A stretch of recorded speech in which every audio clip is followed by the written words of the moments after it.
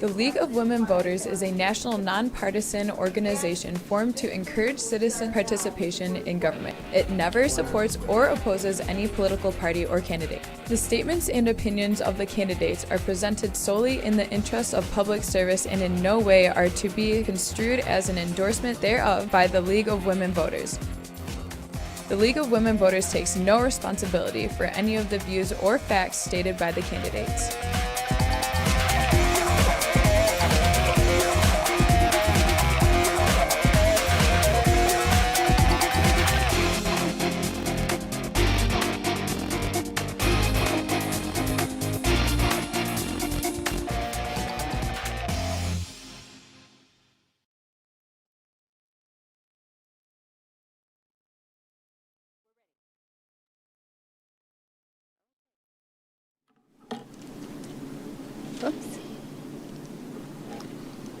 Good evening, audience. Everyone can hear me, I trust.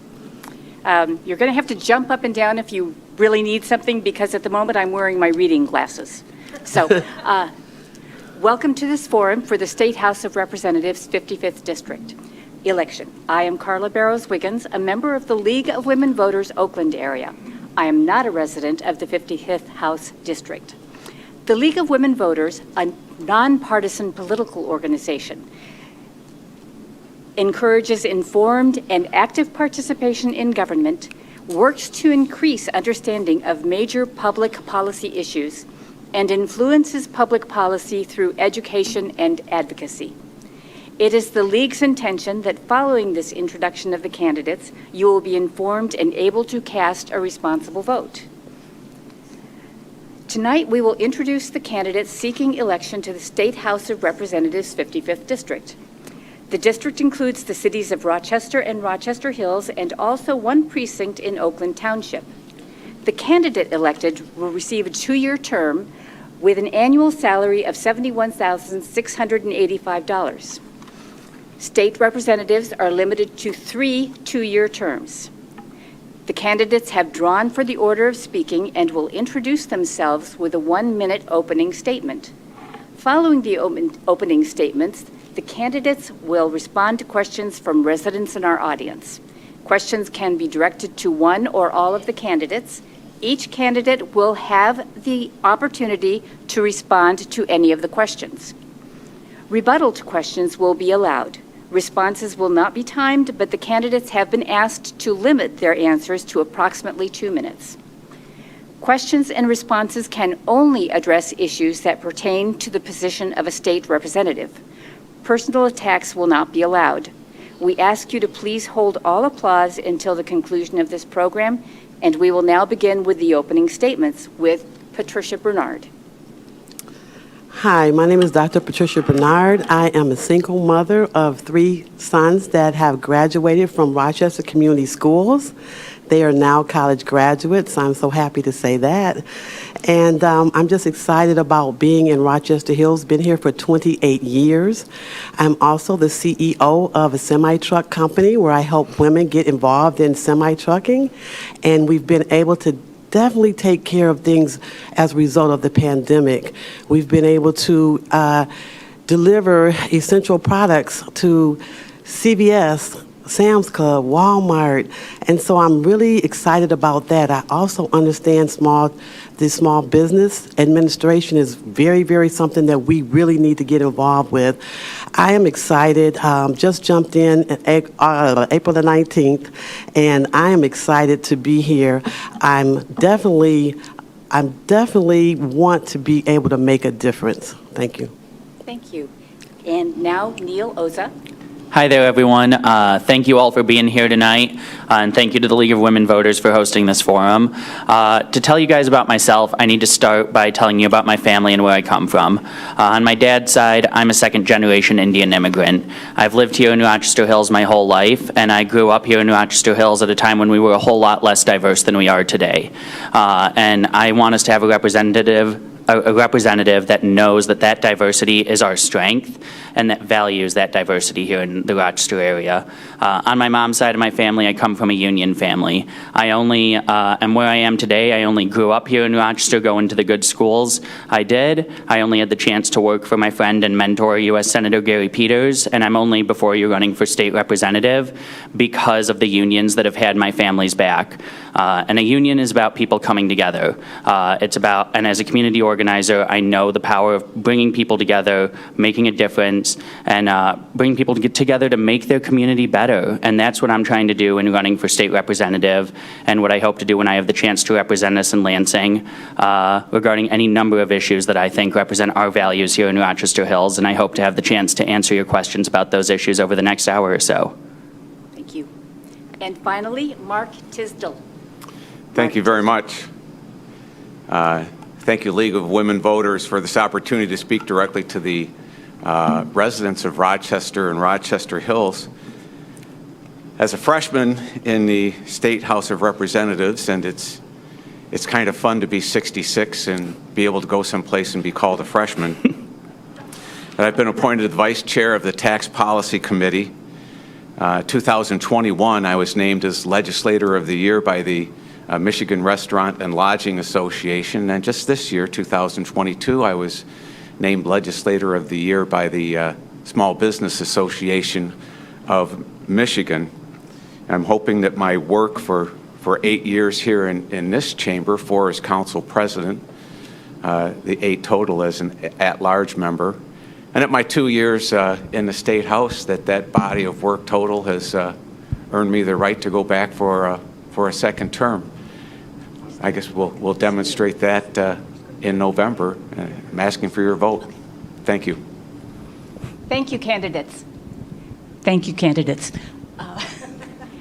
Our first question, yes, please stand. I get it. I'm not allowed to do that. Oh, okay, all right. I'm Judy Satterthwaite, and my question has to do with how to prevent fake electors from being appointed again or try to be appointed. Do you have any thoughts on how to prevent that in your legislature? Let's start the answering with Neil Oza. We're going to rotate every question. Right. So. Thanks so much for your question. Yeah, I think what we saw happen in the aftermath of the 2020 election was a threat to the very essence of our democracy. Joe Biden won a free and fair election that was the most secure election we have ever had in our state's history, and he had a strong mandate to lead our country. And the fear-mongering from the other side and taking away from his win and taking away from the voters' decision was really dangerous. So when you talk about a slate of fake electors, we just found out this week that the Republican electors attempted to stay overnight in our state's capital so that the document they were signing was technically legitimate, that because they attested, and all of them lied on that document, that they gathered at the state capitol to certify themselves as electors. They did not. And they tried to make plans to sneak in. So I think we need a legislature that's going to stand up unequivocally against those dangerous claims. And I was disappointed to see the Republican caucus in the aftermath of that election bring in Rudy Giuliani and Melissa Carone and to perpetuate those lies and those claims about what happened in the 2020 election. So we need a state legislature that's going to have a majority that will stand against those claims and will certify the results of our election in 2024 without hesitancy. And I promise that I'll be a legislator that does that. Thank you. Mark Tisdale? Sure.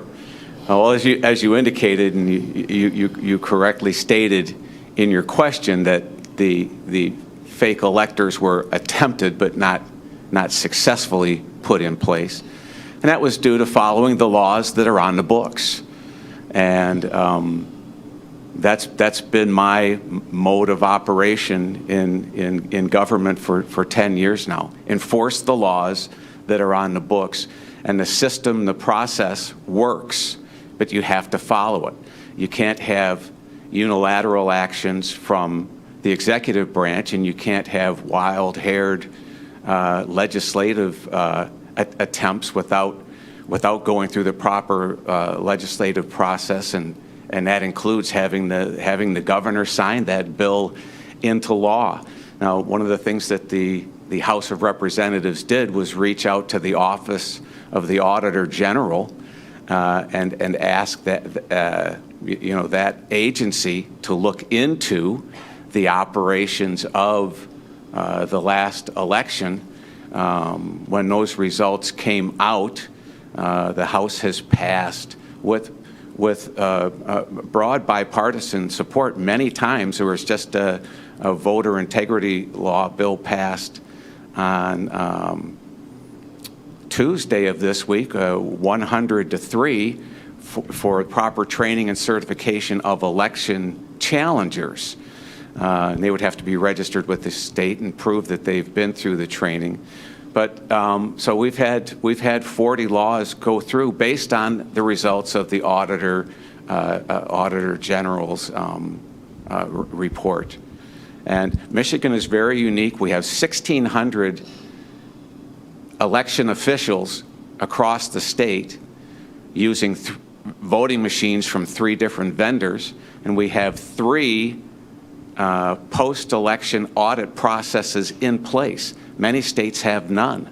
So it's a terrifically fractured group of election officials. You'd have to coordinate with 3 different vendors, and you'd have to work past 3 different post-election audits to be successful in trying to materially rig an election. And I think we can all be very proud of our process here in Michigan. Patricia Bernard. Yes, I would like to say that our voter rights have been under attack.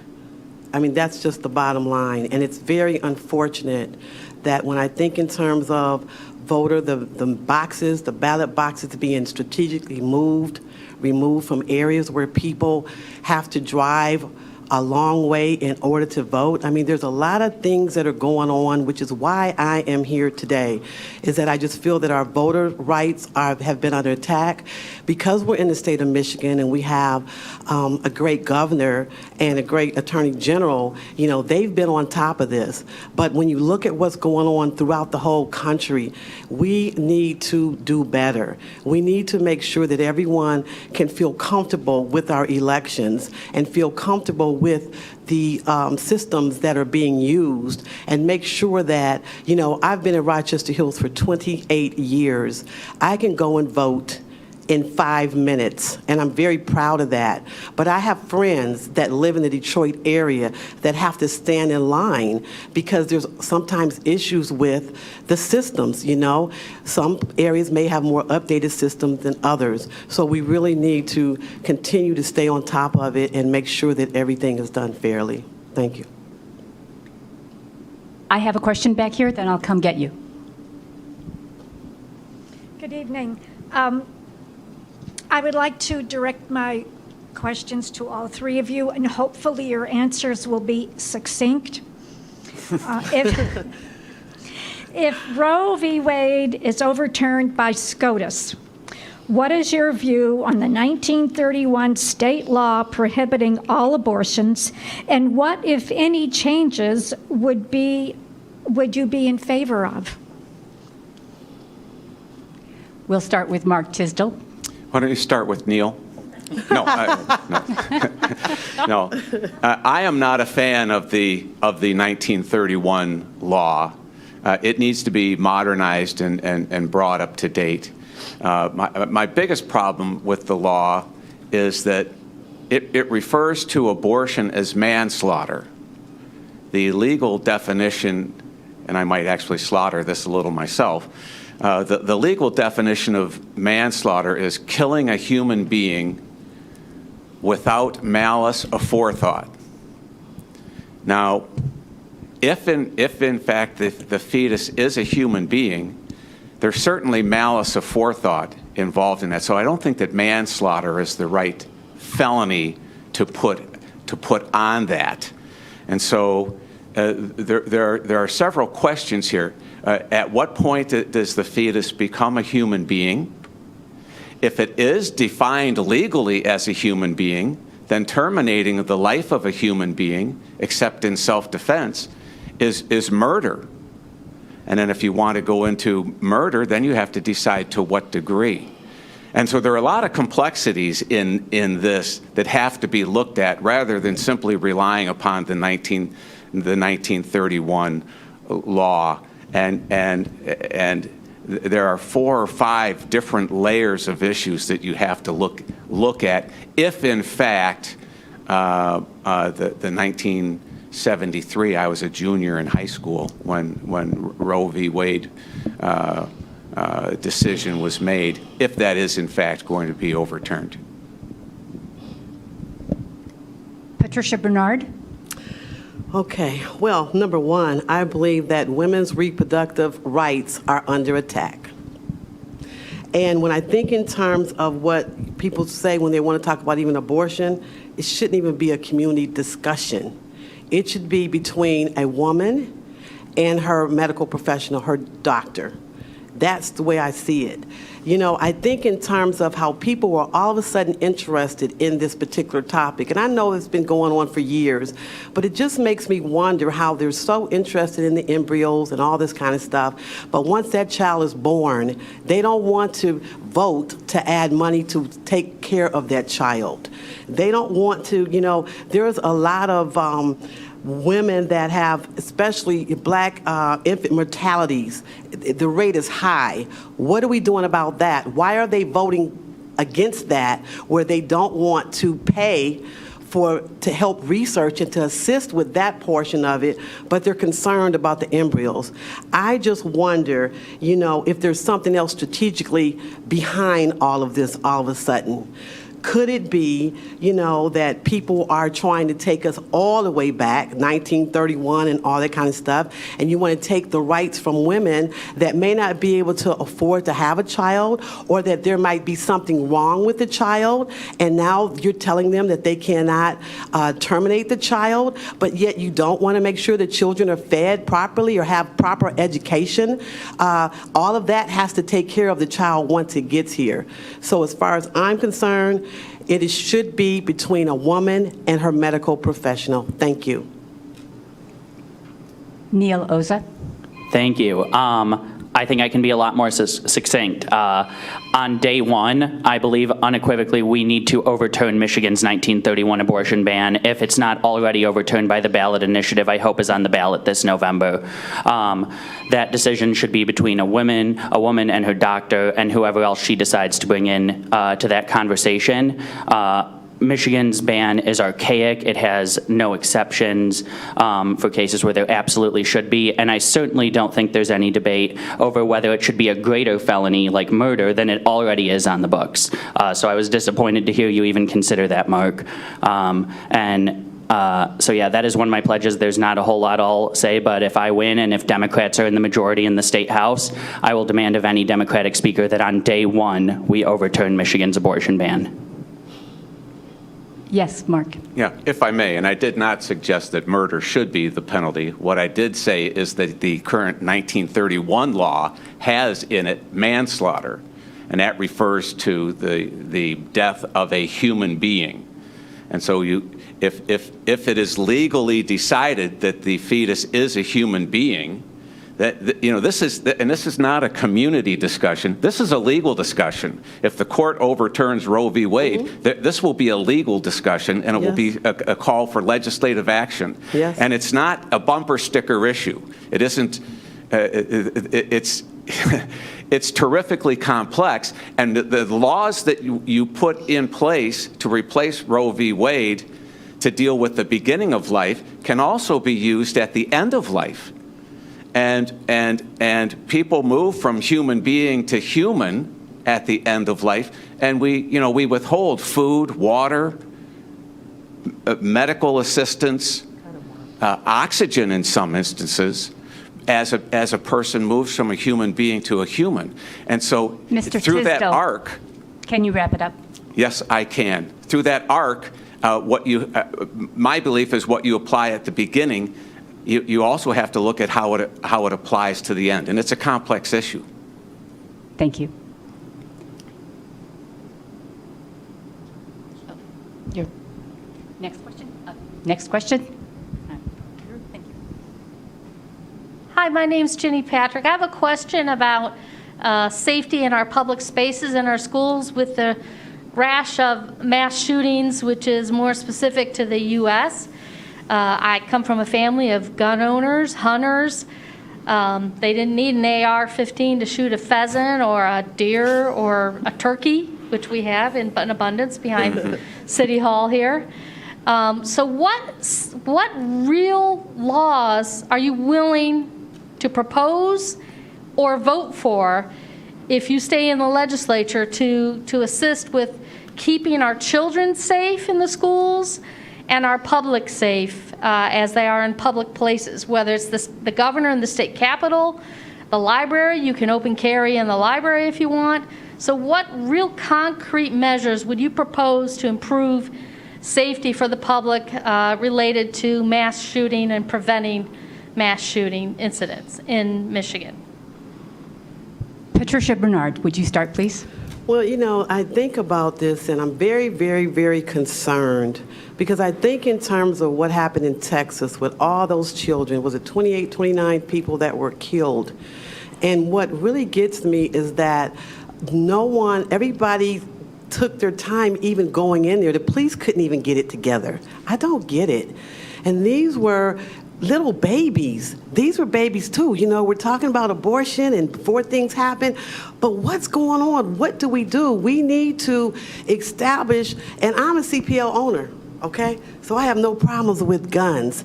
But what I do have a problem with is when we don't have proper regulations and policies that help, you know, like background checks. To me, it's something wrong when you can have an 18-year-old who can go and buy an AR-15, yet, okay, he can't drink, okay, but he can go to the military. I hear those. I hear all kinds of stuff. But we start thinking in terms of that. Should that be possible? In other countries, in other third world countries, they're not having these issues. Why are we having these issues? Or could it be tied to what's going on in the media? People talking about racial replacement.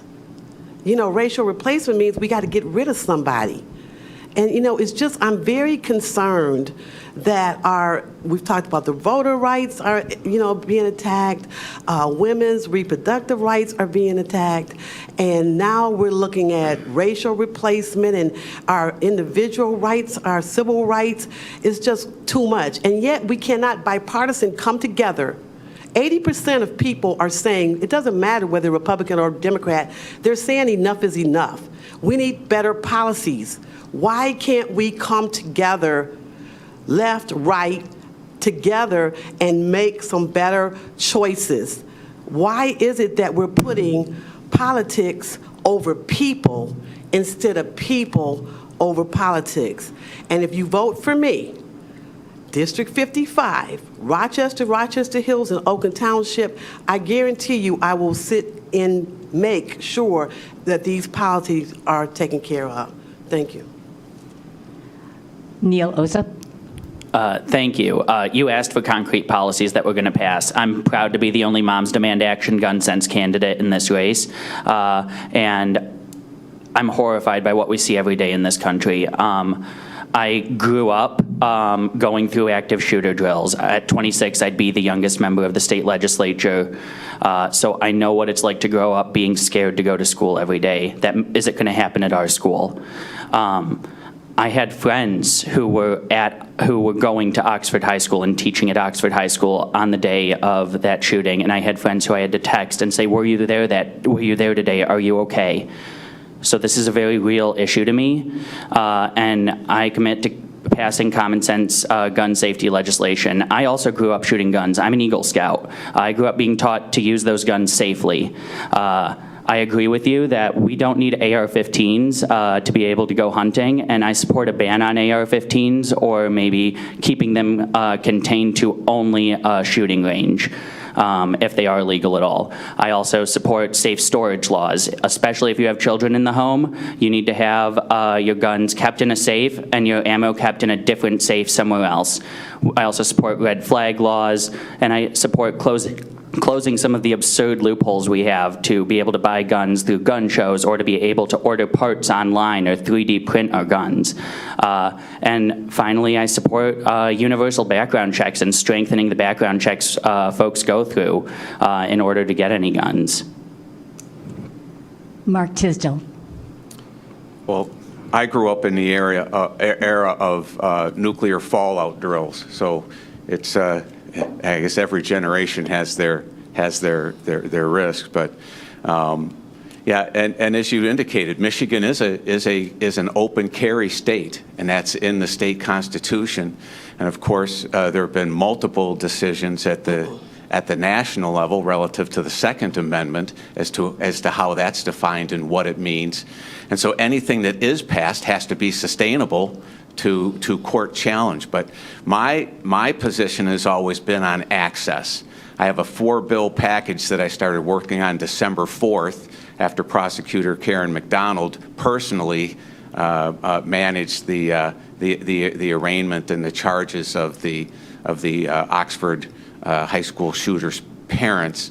And it's around storage, the proper handling, storage, and secure access and prevention of access to an unauthorized user of your weapon.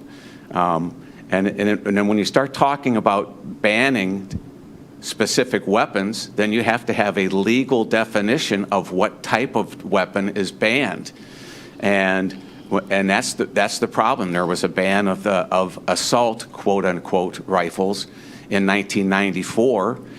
It sunsetted out 10 years later, and there couldn't be an agreement on the effectiveness of that ban or exactly what the definition of those kinds of weapons would be banned. And so those are the complicating issues. And again, they have to stand up against and be sustainable against any court challenges in the future, and that has proven very difficult. 59% of homicides, now remember, of gun deaths, 2/3 of them are suicides, and that's definitely an access issue, but 59% of homicides are by handguns. About 3% are long rifles, 1% are shotguns.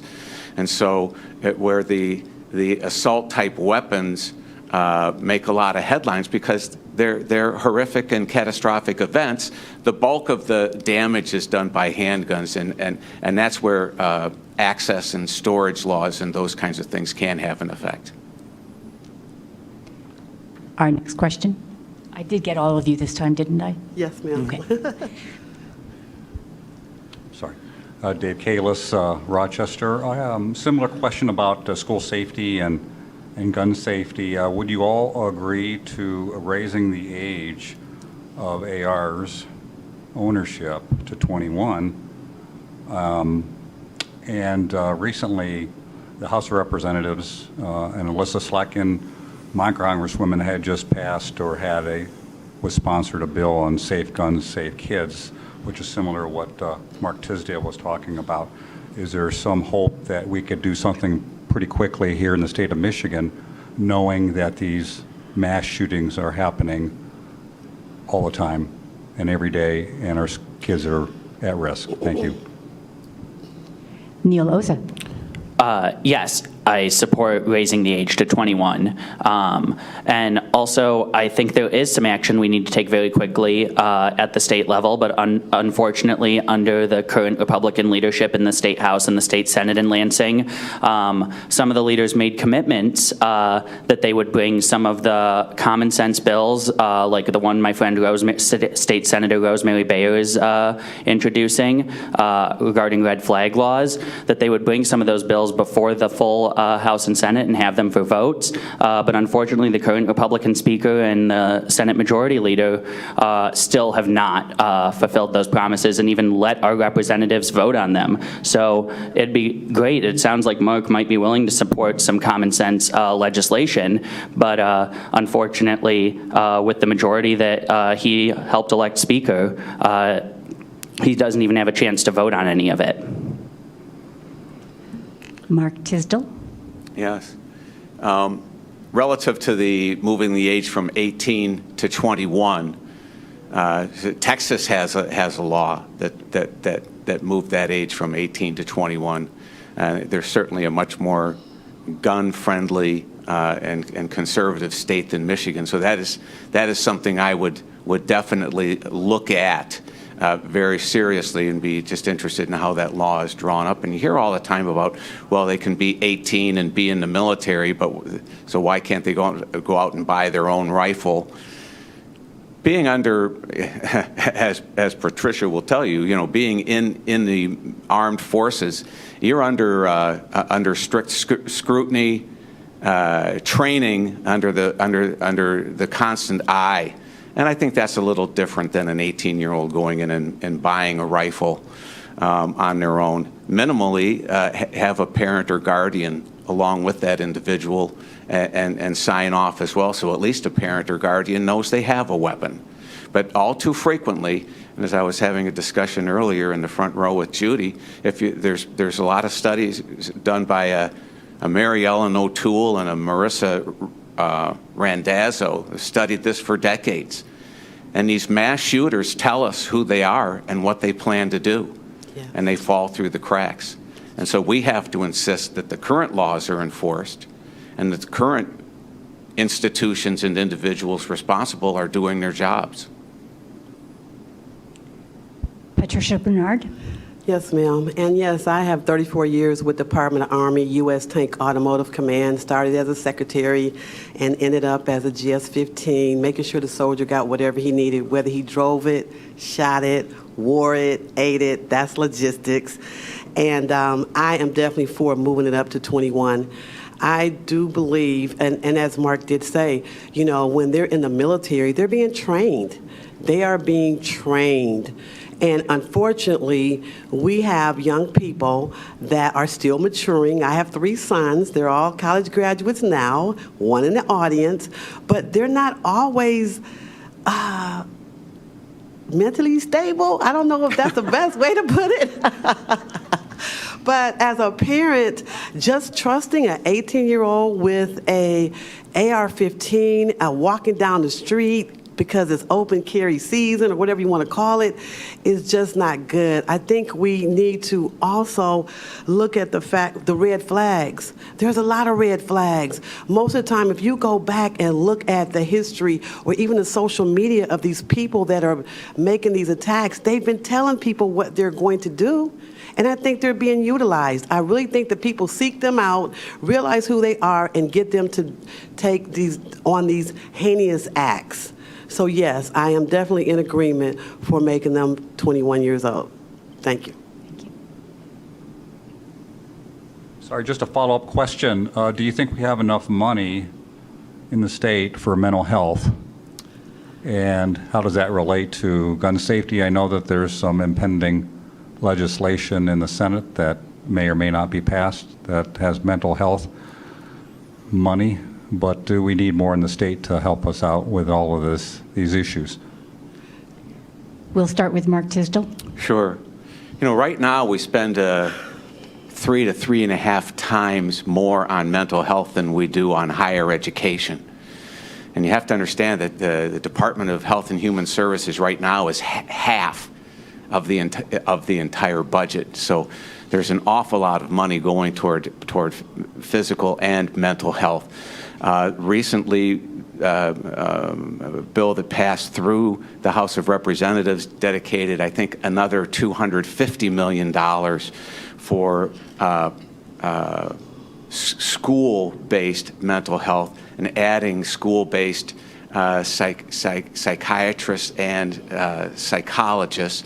And I sit on the health committee as well, and moving through our committee unanimously was a bill to pay the internships of those psychologists and students that would become school psychiatrists.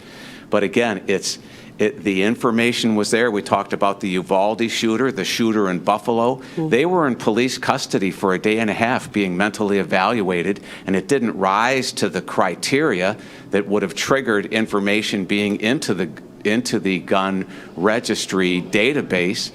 So a red flag on them trying to buy a gun, there wouldn't have been any information there. And as I keep saying, we have to be serious about the laws that are in place. In 2018, latest data I've seen, there were 13,000 what are called lie and try. If you're on the database, you go in and you lie on the form in the gun shop and you try to own a gun. There were 13,000 of those in the United States. 12 were prosecuted. So we're either serious about this as a federal crime and local crimes, or we're not. And until we demand, each and every one of us demands that, it's going to be very difficult to prevent more tragedy from people that tell us who they are and what they're going to do. Patricia Bernard. Well, you know, mental health, we're at a crisis right now. When you start thinking about the pandemic and the things that have happened, and I did my doctoral on identifying the stressors and coping strategies of women in leadership within corporate America, education, and governmental agents. And I want to say that when you start looking at mental health, we are not supporting it in the way that we do not need to have someone go to jail or to be in the court system because they have a mental health issue. We have got to put more money behind this. We need to have more safe places for our students, even in the high schools. You know, I was talking with the lady the other day, and I know they have a special program in Rochester High, you know, but we need to, they're starting to see the need, which we've had it all along. You have stressed out parents that have been caught up, they're stressed out anyway, but the pandemic didn't help anything, right? Because they were all in the same house at the same time, you know, and you had parents worrying about jobs, and then you've got the children that are just, you know, they need help, and a lot of times there's nowhere to go. You go to emergency, what are they going to do? Oh, you're okay, and they let you back out. So we definitely need to put more money towards mental health in general. And then that will help mitigate some of these other things that are starting to happen as a result of it. Thank you. Neil Oza. Thanks. You know, as Patricia said, the pandemic has taken a serious toll on a lot of our mental health, but even outside of that, we're in a mental health crisis in this country.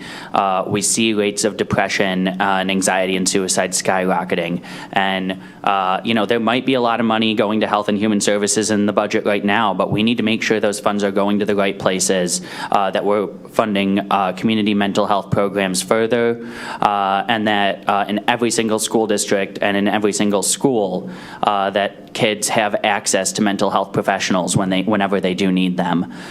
So I fully support putting more money towards that.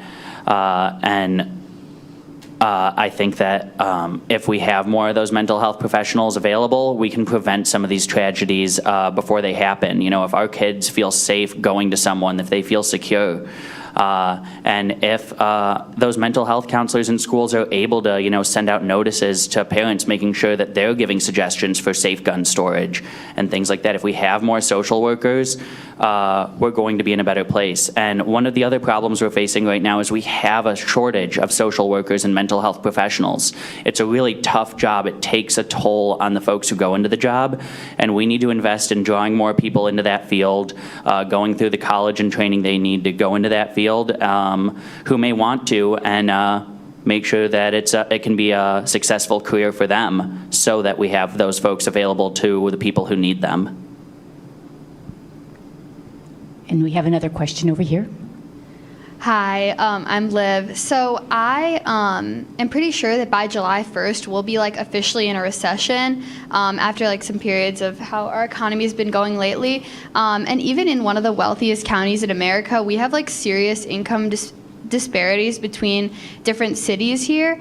And with the recession, there's going to be a lot of like people losing their jobs. And I was just wondering how you all like view universal health care, or like healthcare in general, and how you like plan on being able to adjust to like the upcoming like economic changes, or what you would like to put into place in this situation. Thank you. We'll start with Patricia Bernard. Well, you know, when I think in terms of healthcare, it's very interesting because we definitely need to have equal access to quality health care.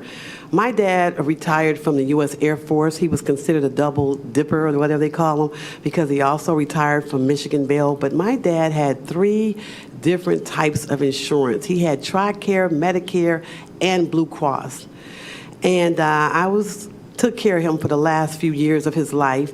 So I learned a little bit more about, I took him to the VA hospital. They thought I worked there, but that's another story. But what I found was I was flabbergasted one day when I was told that he had some medication that was $800. I said, you gotta be kidding me.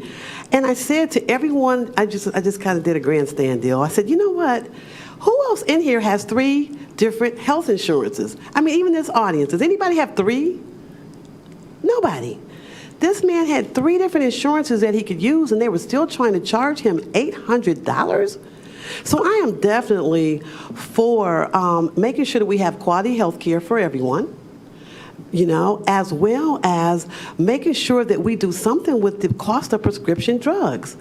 I was just speaking to a cousin of mine this morning, because I ask people, I like to interview them, what's your, what are some of your issues? And she goes, my blood pressure medicine was only $3, and now it went up to $15. Every quarter, it's going up.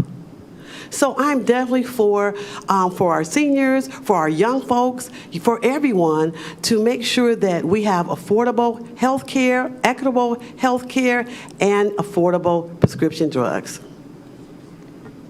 Neil Oza.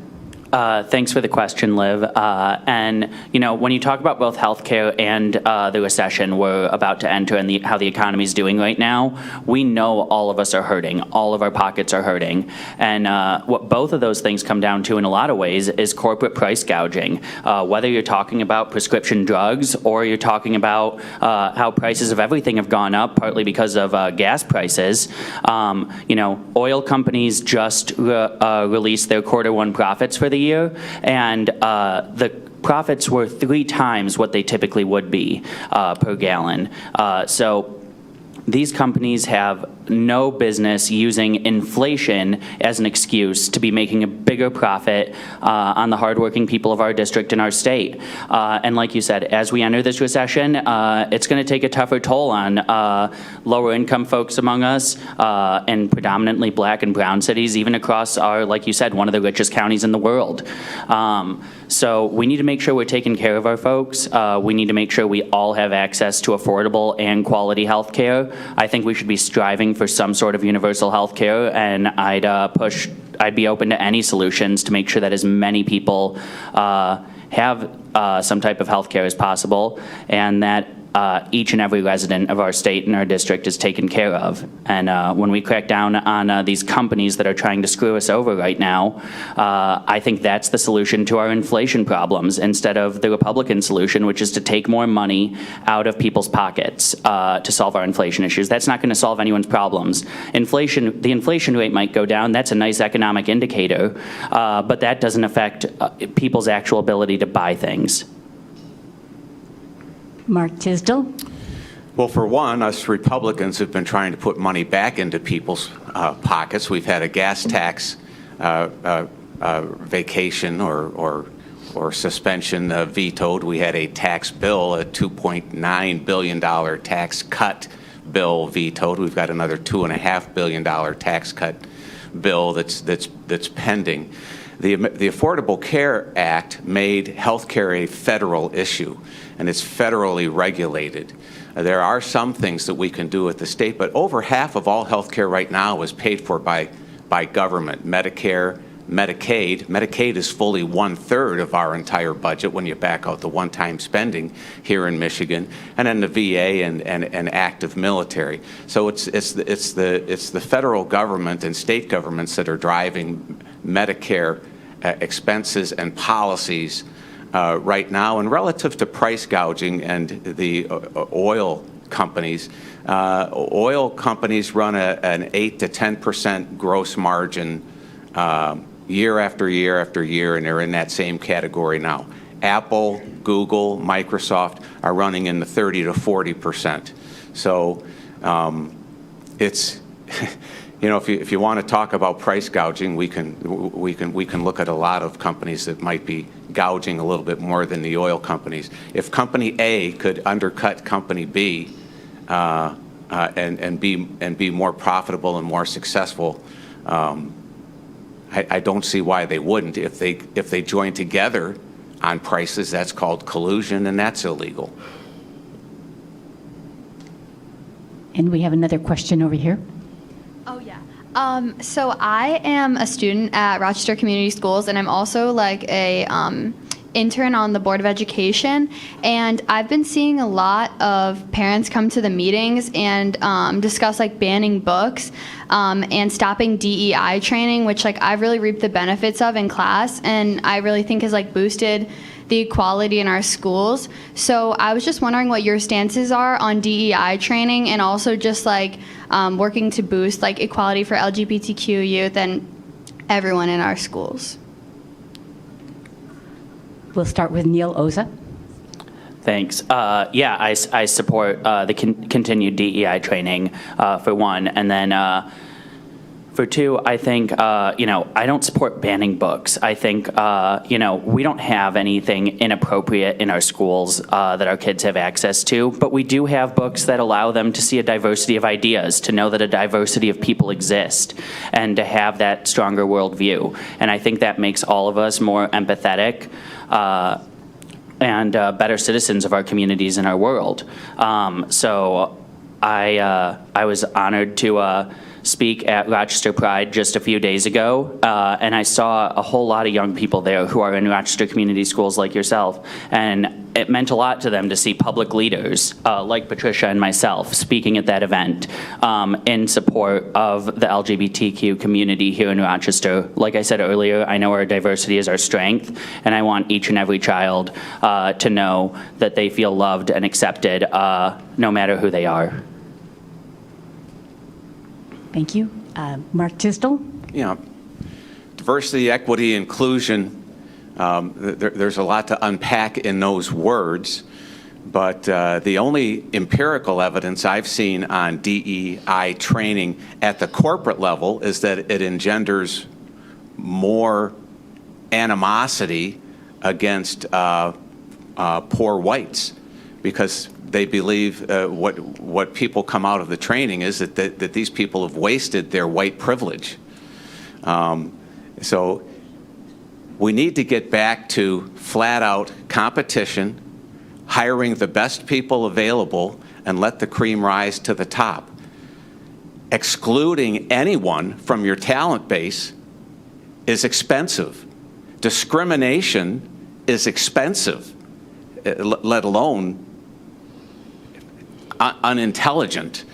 So, social justice, I say we focus on individual justice. LGBTQ, I have 2 sister-in-laws that have become 4 sister-in-laws. This has been table talk at our house for decades. We live it firsthand. I'm very, very well aware of those issues. And then relative to books and banning and those kinds of things, I would leave that to the administrators and the experts that we've hired at the schools. And if they're not doing a good job, they have a boss. It's called the school board. Patricia Bernard. Okay, so definitely I'm in agreement with diversity, equity, and inclusion. I am very concerned with this critical race theory that I continue to hear, that most people are confused. There's a lot of disinformation. That came out at a collegiate level, which basically was stating that if a black man or a white man were both in the same situation, 9 times out of 10, that black man is not going to get the response or the help or the assistance from the legal assistance. It's just not going to be fair. Now, all of a sudden, we're hearing critical race theory. All of a sudden, we're hearing racial displacement. All of a sudden, all this stuff is just tied to hate. And it's just bothering me because, again, I feel that everything is being attacked. Now we don't even want to talk about our history. Now we're saying that we need to ban these books that are horrible. and we don't want to talk about slavery. We don't want to talk about anything, or the Holocaust or whatever it might be that's part of our history. Anytime you take away history, history can be repeated. I think that we should all be fairly treated equally. And yes, I've always told my children, I have 3 sons, and I've always told them that you have to be better. You have to do better. We don't want handouts. We're not looking for that. We just want to be treated fairly. We just want to have equal access to education. And speaking of that, I don't see why, even with Rochester, I love Rochester, been here 28 years, my children benefited from a wonderful school system, even though it wasn't as diverse as I would have liked it to have been.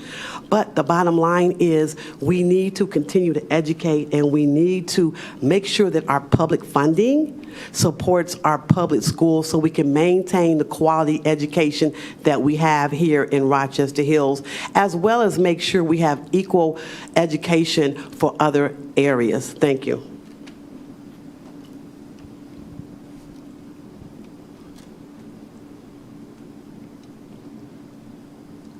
I'm sorry, I've momentarily lost track. Did all 3 of you get to answer that? Yes. Good, Yes. thank you. Do we have a last question from anyone? I'm going to take one more question over here.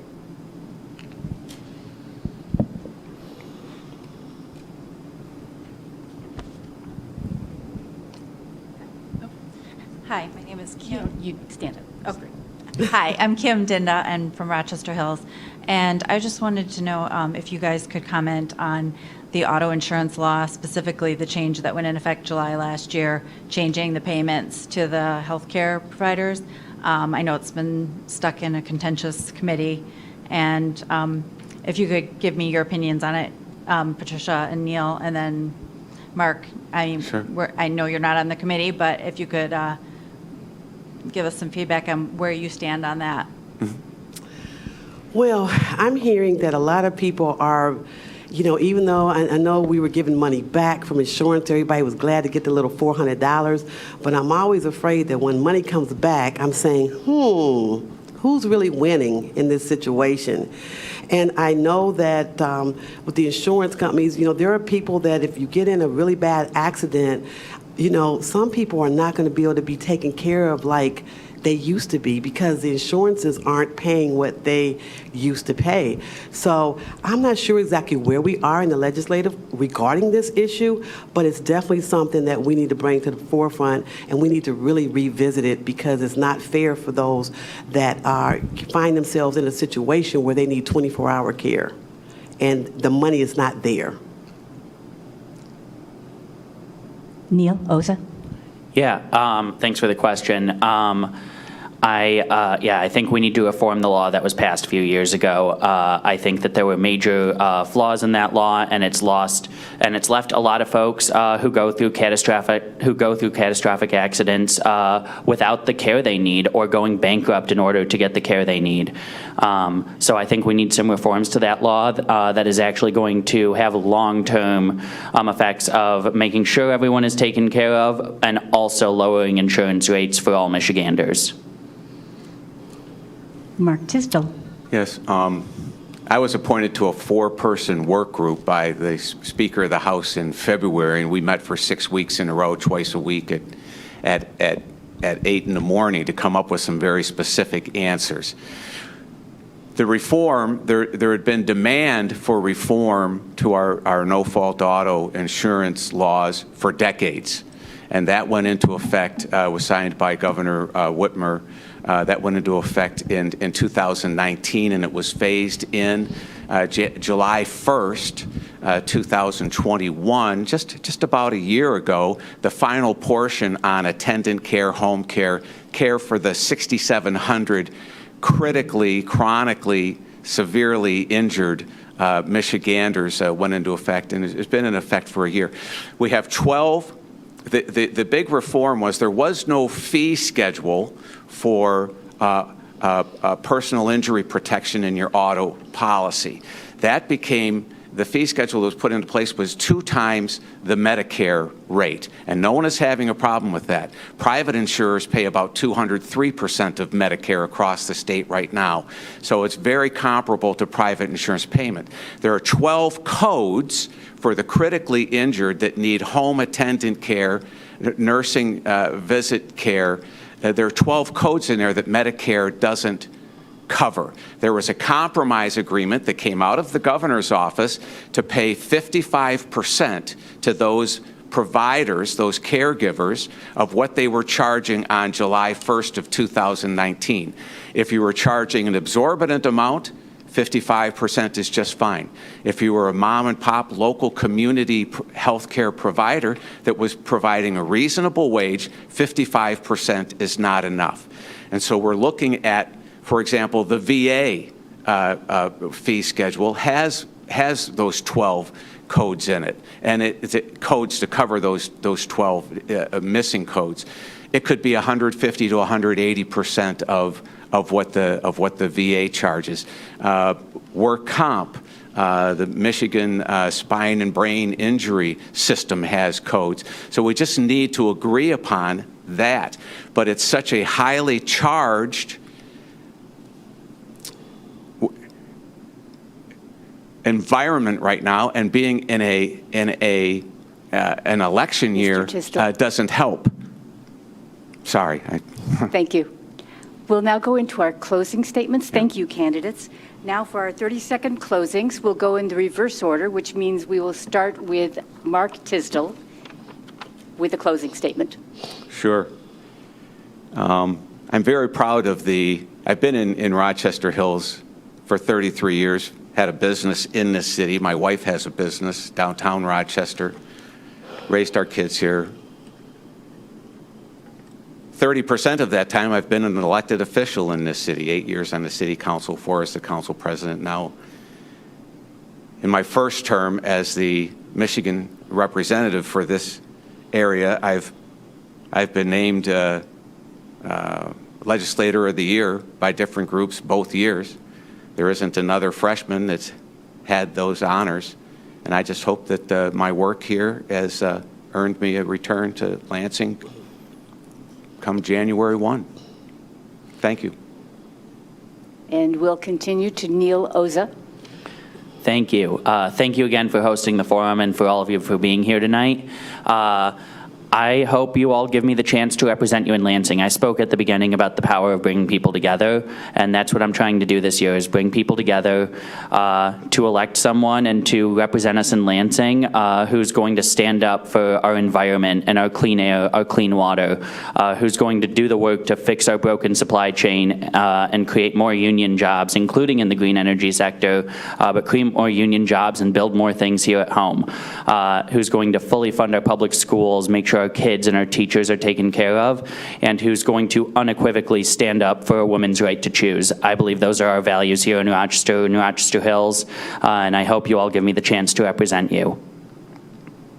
And then we'll continue to Patricia Bernard.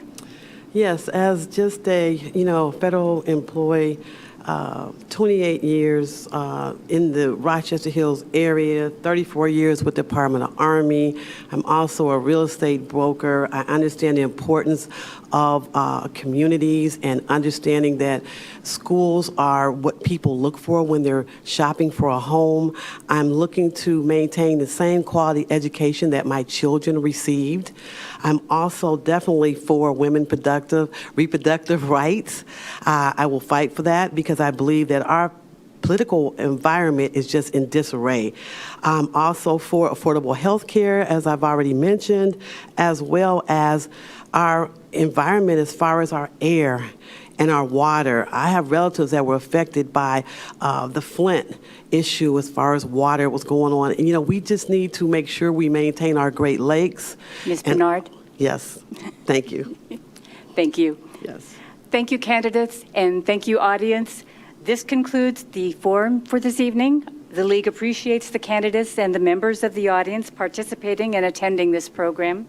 This forum will be rebroadcast daily on Rochester Hills channels WOW, Channel 10, Comcast, Channel 20, and AT&T Channel 99 at 7:30 a.m. and 5:30 p.m. It will also be available on demand on the city's website, rochesterhills.org, and the League's website, lwvoa.org. The League, I'm sorry. Thank you. The League has also prepared a voter guide for the primary election that is available online at the website vote411.org. You can simply, by typing in your address, view the biographical information as well as responses to questions asked of all candidates that will be on your ballot. We would like to thank the City of Rochester Hills for providing the venue and telecasting of this forum, and a big thank you to Jason Dale for all his help. We hope this candidate forum has been informative and will assist you in casting your vote. Please remember to vote on Tuesday, August 2nd. Thank you, and good night. Thank you.